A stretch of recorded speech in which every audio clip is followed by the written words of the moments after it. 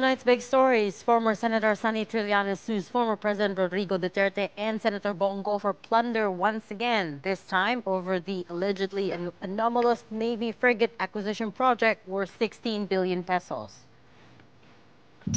Speaking of former President, Senator Bato de la Rosa says Speaker Martin Romualdez and Representative Zaldi Co have been talking to 4 other ex-PNP officers on the ICC's list to convince them to turn against him and Duterte.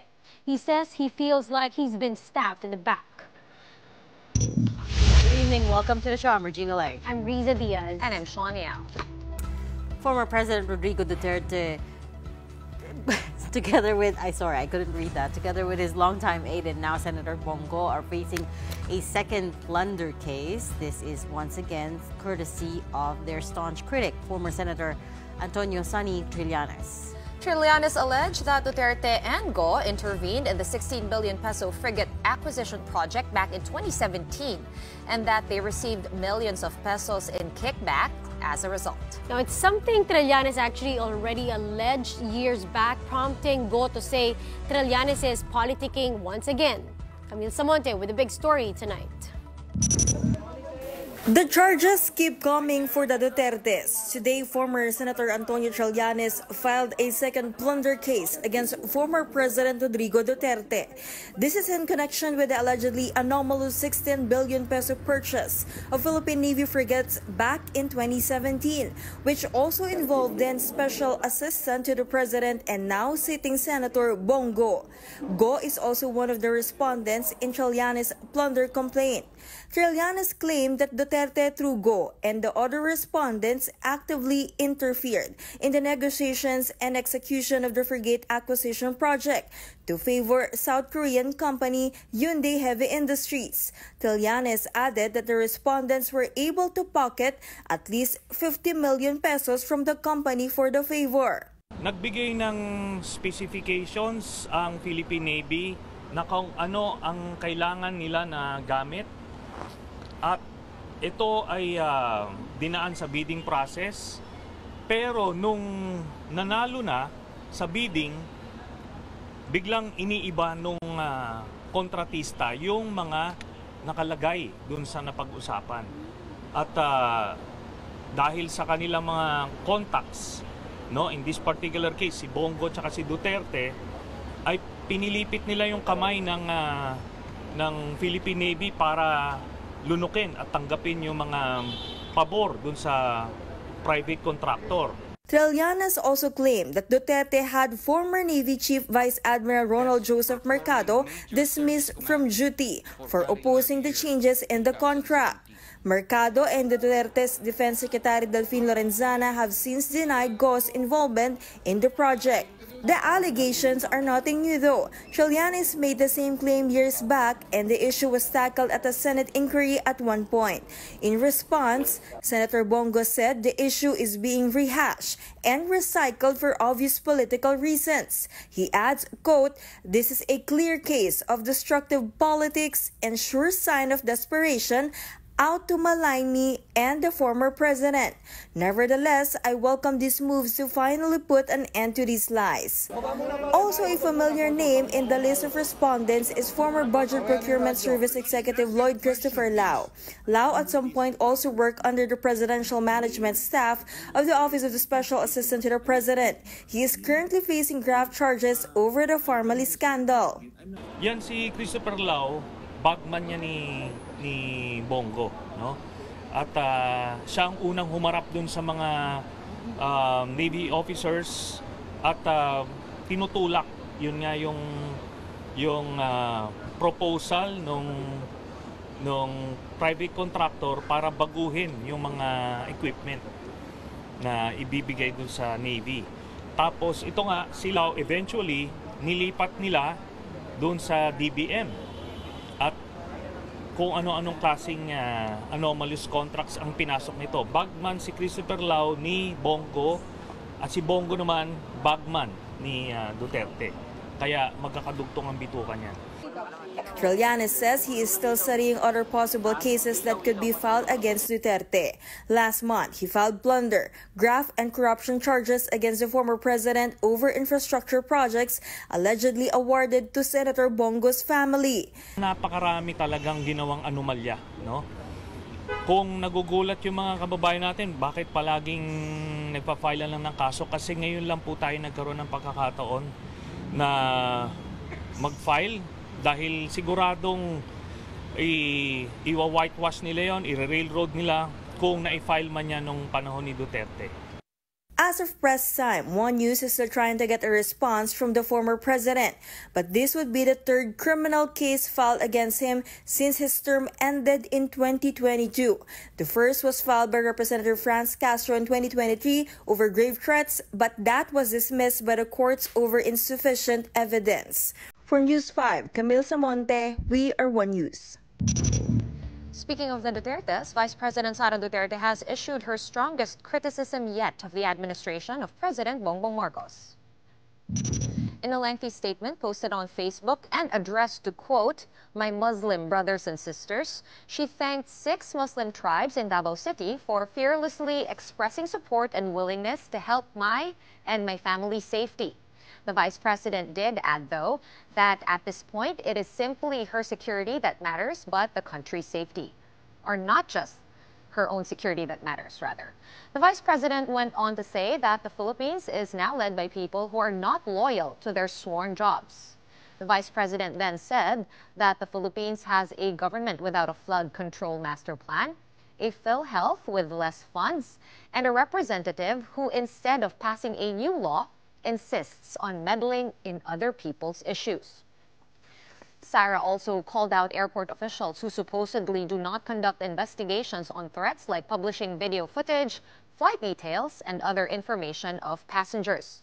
She also said that the Philippines is now easily bending down and will only follow any foreigners' will and interference, just like the ICC. The Vice President ended her statement with, and I quote again, we Filipinos deserve more than what we are hearing and seeing from the government right now. We Filipinos deserve better. We Filipinos should be the best. Some of the political analysts we've been talking to had already anticipated that now that she's resigned from the Department of Education, that she's resigned from the Marcos cabinet, it should free her up to speak more openly. And be the fiscalizer. This is the first statement that they had been That's a anticipating. mouthful. It is a very rather strong long. word. Yeah, Yeah, it was also quite long. long. It was quite long. Well, speaking of former President Duterte, he and Senator Bato de la Rosa will be invited to the joint hearings of 4 lower house committees on various issues, including POGOs and the drug war. The 4 committees are dangerous drugs, public order and safety, public accounts, and human rights, a grouping they call the Quadcom. Now, Dangerous Drugs Committee Chair Representative Ace Barbers says these 4 banded together because they're investigating overlapping issues and insisted this wasn't a way to politically target Dutertes. Ito politika, hindi ito related sa political persecution. Ginagawa lang po namin ang trabaho namin nang sa ganon ay maiayos natin yung mga ahensya ng gobyerno at mga kawani ng gobyerno na tiwali. Lawmakers say they're also looking to find out whether the police involved in the drug war benefited in any way from POGOs. There might be a quota system in the Philippine National Police, number 1. Although dinideny ito ng iba, no? Pero ibang mga pulis na nasabi nila ito. Sa reward system na yan, kapag nakapatay ka ng drug pusher, may reward ka. Nalaman namin na this is a testimony of one of the policemen that we have, officers, from 20,000 to 60,000 ang ibinabayad yan. You see, yan testimony. We'd like to find out why. We'd like to find out saan nanggagaling ang pera. Sapagkat nalaman namin, nanggagaling yan sa Pogo money. Nanggagaling sa gambling money yan. Senator Bato de la Rosa also dropped a bombshell today. He says House Speaker Martin Romualdez and Appropriations Chair Zaldi Co have been talking to the other PNP officials that have been supposedly tagged as suspects by the ICC to convince them to testify against himself, Bato, and former President Duterte. I have a very, very reliable information, an A1 information, na yung mga opisyal na yan ay kinausap. Ang nagdala sa kanila si General Dick De Leon, yung Director General ng MICA. Kasama si Trillanes. At andoon sa kanilang pag-uusap, andoon si Speaker Martin Romualdez at si Appropriations Chairman ng Lower House na si Bicol Party List na si Congressman Saldico. In those different instances, hindi sila sabay-sabay kinausap, isa-isa. In those different instances, nandoon yung sila. To convince them to execute an affidavit implicating President Duterte and me to the ICC. Ay, wala sa warrant ha. Nasa listahan ng accordingly ng ICC na inimbestigahan. Suspect. The four other men in the ICC's list, according to former Senator Sonny Trillanes, are former PNP Chief Oscar Albayalde, former CIDG Chief Romeo Karamat Jr., former National Police Commission Commissioner Edilberto Leonardo, and former PNP Intelligence Officer Eleazar Mata. Senator De La Rosa says these four men were spoken to separately, one by one, and by the same group led by National Intelligence Coordinating Agency Director General Dick De Leon and former Senator Trillanes. And again, he claims Speaker Romualdez and Representative Zaldico were present each time. Senator De La Rosa says he feels like he's been stabbed in the back. The same government is telling now we are not recognizing them.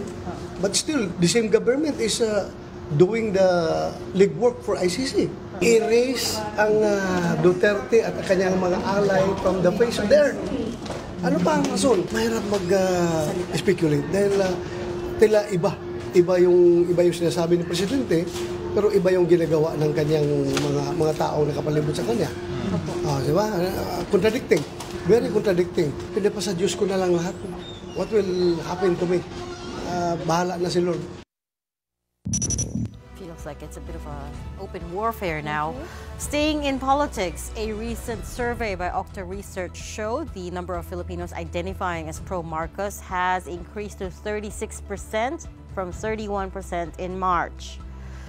On the other hand, those identifying as pro-Duterte slipped 4 percentage points to 16%. 31% of Filipinos identified as independents, meaning they neither supported the administration nor the Dutertes nor the opposition. That figure is up 2 points from March. Meanwhile, support for the opposition increased by a point to 5%. This survey was conducted from June 26 to July 1st, 2024, with 1,200 respondents. Support for the president was highest in the National Capital Region at 43% and perhaps not surprisingly lowest in Mindanao at 25%. Conversely, support for the Dutertes was highest in Mindanao at 50% and lowest in Balanced Luzon at 5%. Among socio-economic classes, at least 40% of pro-Marcos supporters came from classes A, B, and C, while the Dutertes garnered the most support from Class E at 33%. Let's try to flesh this out further with Okta President Ranjit Rai, who joins us now live via Zoom. Professor Rai, good evening. Thanks for being with us. Good evening, ladies. Good evening to all our televiewers. Thank you for inviting Okta to present its data. Oh yeah, absolutely. There's much room for speculation, but only you can tell us what's going on behind these numbers. And first off, I want you to put into context the headline figure for us. Those identifying as pro-Marcos has increased to 36%. That's up from 31% in March. On the other hand, those identifying as pro-Duterte slipped 4 percentage points to 16% in this latest survey. What should we make of that? Well, the results are, plain and simple, really, to interpret in a sense. This is part of a probe that we've started in the first quarter of this year, and hopefully we'll continue tracking these numbers over some time. The idea here is to try to start probes on political preference. But in our country, it's very hard to do studies of this nature because our politics is not disciplined by program, platform, or ideas. It's more disciplined around personalities, partisanship based on, and of course families, no, and parochial interests, no, that are defined by regional groupings, etc., ethno-linguistic groupings. No? So when we designed this survey, we tried to ask a basic question: which of the following best describes your political preference? And the Filipino question is, alin sa mga sumusunod ang pinaka naglalarawan ng sinusuportahan nyo sa politika? So this is this was structured with a certain set of categories, and the first category was, of course, I support President Ferdinand Marcos Jr. and his administration, and we were very clear to those who were interviewing that they were to be categorized as pro Marcos. Then the next, of course, category is I support the Duterte family and their political alliance. No? The next, of course, is I support the opposition. We define the opposition as the traditional opposition. Checking with the Liberal Party and certain personalities. No? And of course, what we call the independents. And you'll notice there are a lot of independents as far as our political preference, as far as our adult Filipino political preference is concerned. Yeah. Okay, we Professor, apologize for the over. Yeah, I know. We're trying to fix some technical issues in the background. We apologize for that extra audio that you're hearing right now. I think we are good, Maria. Are we good? 31%. Okay. Now, if you include those who refuse to answer, that's around 42% of all those we surveyed are basically independent and are ambivalent as far as the political preference. So that means there's a lot of people who are still waiting to, hoping that there'll be some sort of political change, some sort of new leadership that will come out, some sort of movement to follow. And they don't align themselves with the current political forces that are dominant in our politics today. So I think at some level, if that's and hopeful as far as our politics is concerned. Okay, we apologize again, Professor Rai. We are trying to fix our audio. Something is coming in that is not supposed to. Okay, but what I'm actually curious, because this is actually the first. I know you've done this survey before in March, but this time around, this was conducted June 29 to July 1, and that was June after, 26 to July 1. June 26 to July 1, and this was the time after Vice President Sara Duterte resigned from the cabinet, signaling, of course, the big breakup within the unit team, and so all bets are off, the gloves are on. What is this figure saying? They're 31% neither support the Dutertes nor the Marcoses. And what are you seeing for the opposition? Is this something that they could capitalize on? I think so. I believe so, because this is a segment of our population that does not identify themselves with the dominant political forces in power today.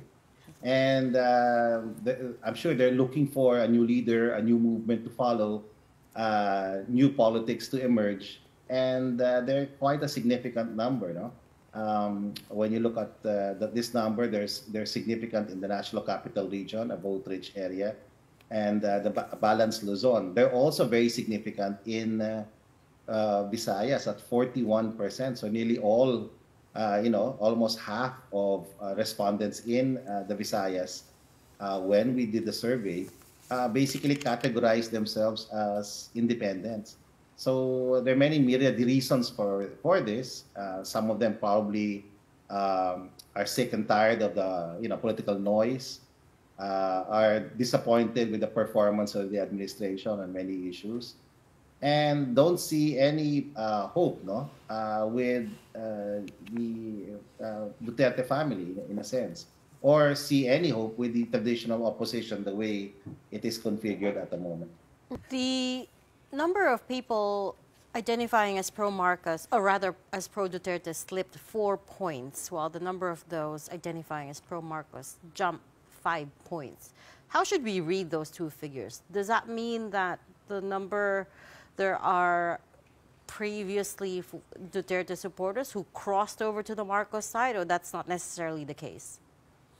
It's almost equivalent, plus -4 and then +5. So how should we read that figures? When you look at the data I provided, you guys and the media,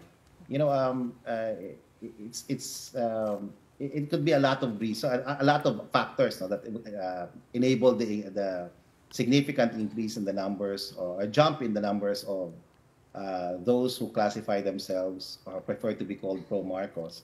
One thing's for sure, if you look at the data, the pro-Marcos category increased a lot in Balanced Luzon. There was a 10-point increase. It held on to a very high number in the National Capital Region. It decreased slightly in which call this Visayas, and increased by nearly 10 points in Mindanao. So, one could argue that this is probably because of the rollout of government programs, the interventions, especially in the first quarter, that had to do a lot with responding to, the heat wave, El Nino, the response to rising inflation at that time, and of course, growing hunger and poverty in both the Visayas and Mindanao. So there was, you could explain it that way. Another, of course, is that when you look at the category pro-Duterte, the numbers really slipped significantly in Balanced Luzon and in the National Capital Region. One could attribute that to the political noise, possibly. They also went down in the Visayas. Where there was nominal change was really in Mindanao, where I think the numbers are consolidated, something like 50%. Basically prefer the brand. If you talk about these categories, we can talk about them as brands, to make it simpler. So the Marcos brand gained a lot this quarter, and it has to do really with the response of government to the pressing issues affecting many Filipinos. But it has to be emphasized. It's 36%.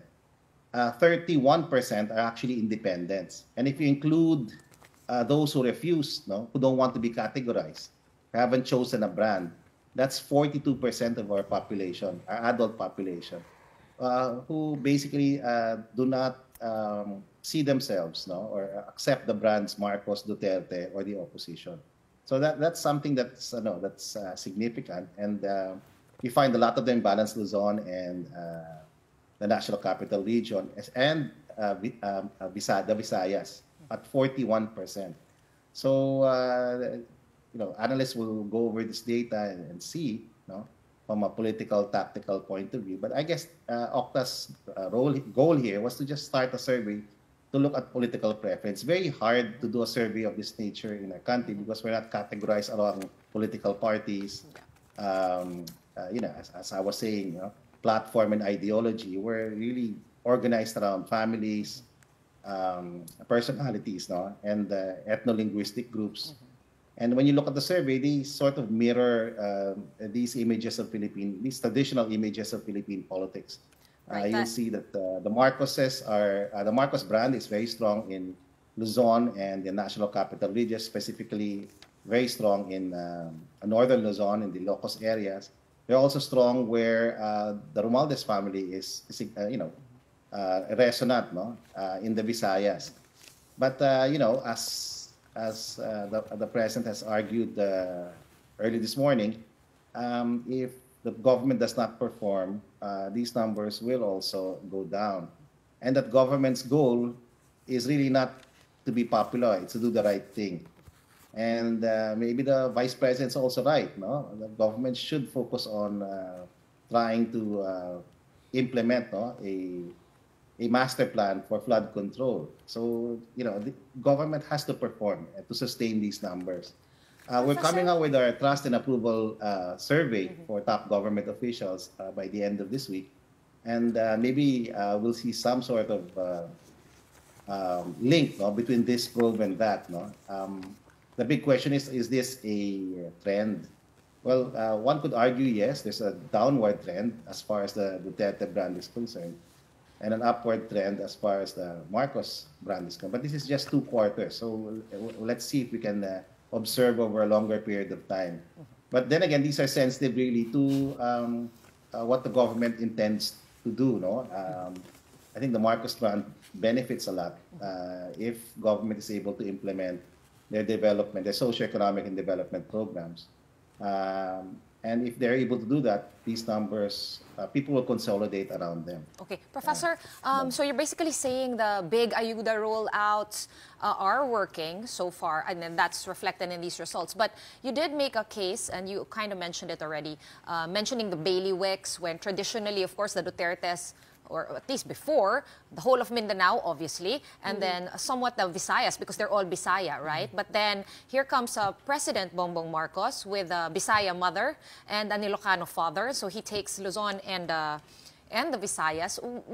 What can you say about traditional bailiwicks and Philippine politics? As a political analyst, do you see these things still coming into play? Or is the game changing, really, when it comes to traditional bailiwicks? You touched on it already a little bit by mentioning parochial politics. But talk us through it. What seems to be clear from the data as of now is that Visayas is up for grabs. Right. And the Visayas, as a black box, I think when you look at the numbers, it really, the Marcos brand is still strong there. No? They have something like about 30% in that area. After the independence, the next biggest category is the Marcos brand. Those who want who prefer to be called pro-Marcos. So there's no. When it comes to the Dutertes, they're actually sleeping in that area in Visayas. And what seems to also be clear is they continue to be very influential in Mindanao. So the brand is still very strong in Mindanao, but only in Mindanao. Everywhere else, if you look at the survey, the granular data, they're actually sleeping. It's on a downward trend everywhere. They lost more than 10 points in Balanced Luzon over a quarter. So, there are many reasons for that. It's possible the political noise. It's possible the resignation. It's possible it's an after effect of the formal, and very open breakup of the unit team, by her resignation. So it could be so many, reasons. We did not ask why, but hopefully through our own other probes, we can possibly provide or speculate on the reasons why these numbers are moving the way they are. Yeah. One thing's for sure. The Marcos brand did very well in Mindanao this quarter. That was almost a 10-point increase in an area where they traditionally have been quite weak.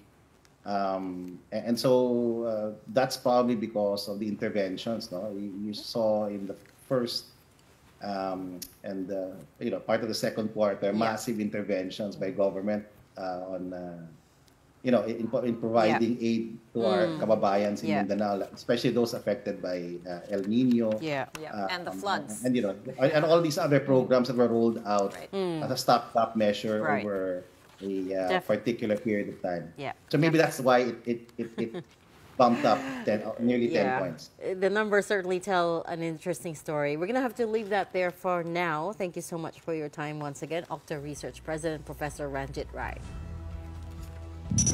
Up next, President Marcos says the Public Utility Vehicle Modernization Program will continue despite a recommendation from 22 senators calling for its suspension.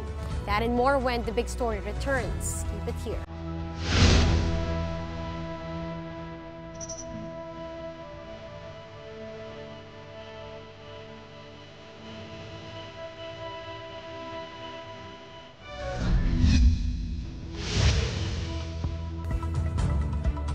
Welcome back. You are watching the big story here in One News. The Philippines, the United States, Canada, and Australia conducted multilateral maritime drills in the West Philippine Sea today. This unprecedented four-way sail is being held within the Philippines' exclusive economic zone until tomorrow. Joining the exercise were different naval and air assets, including the Philippines' BRP Jose Rizal and BRP Ramon Alcaraz. The joint sail involves landing operations, communications exercises, division tactics, and anti-submarine warfare exercises, among others. Top generals of the four countries said the activity is being held in a manner consistent with international law and that it is a demonstration of their commitment to support a free and open Indo-Pacific. The joint exercise was marred, though, with reports of China conducting its own combat patrol near Scarborough Shoal. But according to the AFP, initial reports indicate that there were no traces of Chinese military activity in Bajo de Masinloc. Aside from the usual illegal encroachment and presence of Chinese maritime militia vessels, the armed forces did not monitor any purported exercise or combat patrols. 3 Chinese Navy vessels, however, tailed the four-way exercise earlier today. The AFP said it will prioritize the safety of all personnel participating in this joint sail.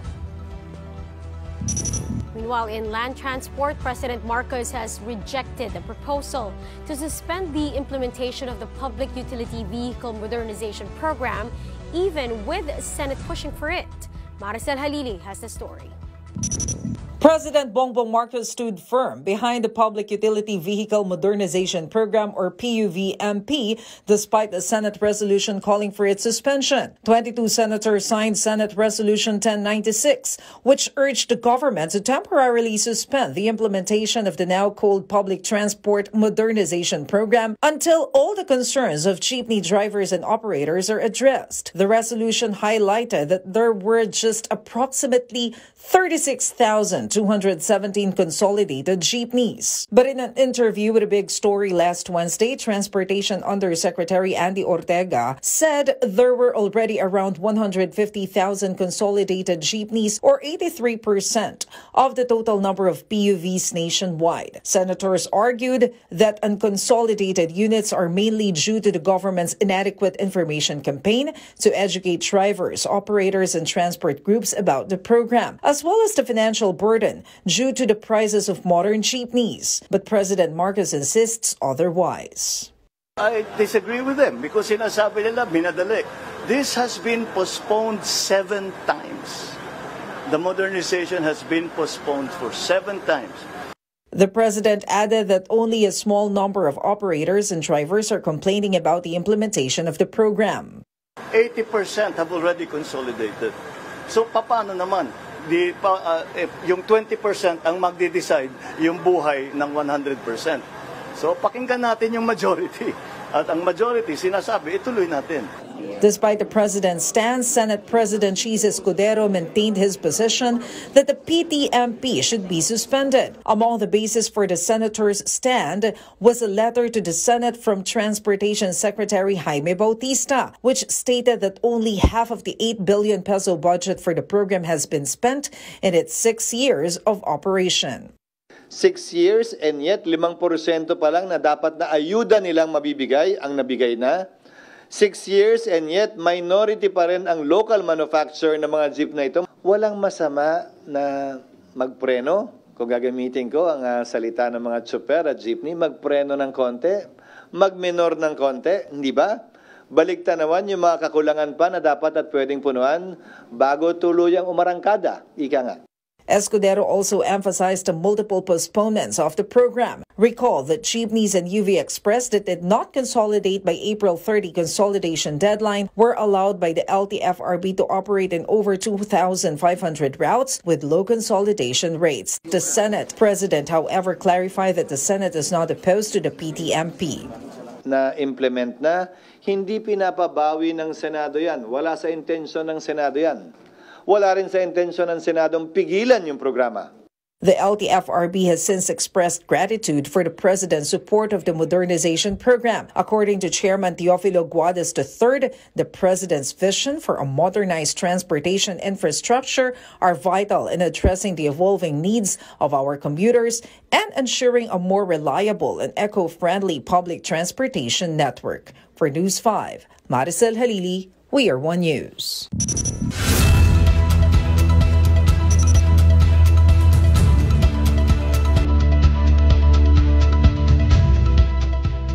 That's it for the big story tonight. We Are One News, all sides, all the time. Thanks for tuning in. Have a good night.